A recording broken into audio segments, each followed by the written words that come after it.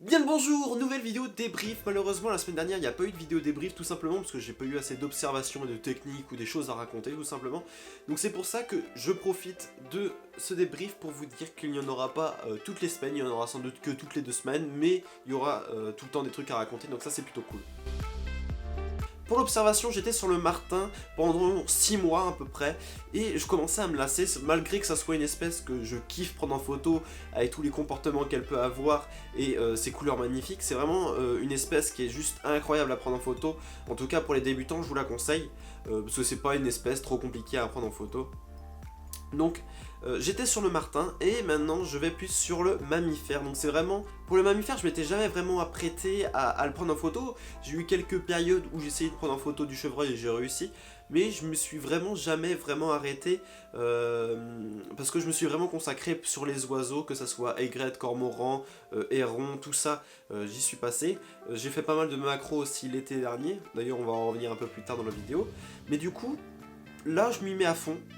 J'ai trouvé un spot qui est plutôt pas mal avec un petit endroit où il y a une petite mare d'eau. D'ailleurs il y a une vidéo qui va arriver mercredi qui arrive, soyez présents sur l'observation et le repérage. Donc voilà, ça c'est une petite info pour vous, rien que pour vous. Et du coup oui, c'est une petite mare et du coup en fait c'est vraiment intéressant, tous les oiseaux où tous les mammifères viennent pour boire. Alors oui effectivement en temps de sécheresse c'est assez compliqué pour eux parce que la mare déjà descend très vite. Et du coup, c'est assez compliqué. Hein. Donc là, pour le coup, c'est tout le temps un coin humide, malgré que la mare descend très rapidement. C'est tout le temps un coin humide, donc c'est toujours intéressant pour eux de venir pour boire. Donc c'est vraiment un endroit où j'ai mis pas mal de pièges. J'ai mis mon affût rien que hier. Je vais sans doute y retourner lundi, donc ça va être plutôt pas mal. En tout cas, j'espère que je vais avoir des belles observations. Pour la technique c'est très simple et je peux même pas vous dire si on appelle ça vraiment une technique, en fait c'est une mode de photo, c'est la macro. Je me suis remis à la macro il y a là une semaine justement, la semaine dernière. C'est vraiment un kiff de revenir dessus parce que l'été dernier je m'y suis mis vraiment à fond, j'ai vraiment kiffé. Parce que je venais d'avoir mon 90 mm Tamron, donc c'était vraiment une bête de course, et c'est tout le temps une bête de course, hein. Je suis choqué du piqué qu'il peut avoir sur certaines photos, à 2.8 le piqué qu'il a, c'est incroyable. Donc pour ceux qui veulent commencer ou s'expérimenter, il y a peut-être des en entrée de gamme bien sûr, il doit en avoir un peu moins cher, mais vraiment le 90 mm Tamron c'est vraiment une bête de course, en tout cas je vous le conseille vraiment. Donc vraiment c'est vraiment un kiff de recommencer la macro. J'ai pu prendre une jolie photo d'abeilles qui se tenaient à 2 branches de lavande, donc c'est vraiment stylé, je vous la mettrai sans doute là maintenant. Donc voilà, c'est vraiment un kiff. Et avec les papillons, les montres religieuses, c'est vraiment un kiff de les prendre en photo parce qu'ils ont des comportements assez intéressants, mais du coup, mis à part les papillons, ils bougent pas trop et du coup on a le temps de voir la composition et vraiment imaginer, être beaucoup plus créatif, hein, tout simplement. C'est vraiment un kiff pour faire des effets au niveau du flou parce que tu peux avoir un bokeh beaucoup plus intéressant et beaucoup plus profond qu'avec par exemple mon 150-600 qui ouvre seulement à 6.3, à 600 mm bien sûr.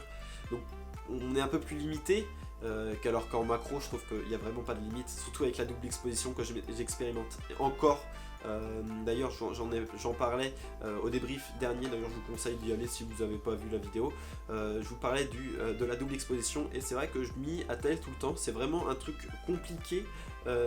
Parce qu'il y a plein de techniques à prendre en compte au niveau des lumières, tout ça c'est vraiment un truc assez complexe, mais c'est vraiment un kiff avec la photo finale quand tu as une photo bien exposée avec 2 photos que tu voulais vraiment avoir ça, c'est vraiment juste incroyable.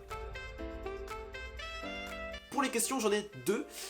Pour commencer, la première question c'est où vous trouvez vos concours photo bien entendu.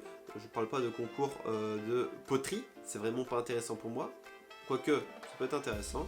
Non, les concours photo, je trouve ça vraiment dommage parce que du coup c'est pas assez mis en avant.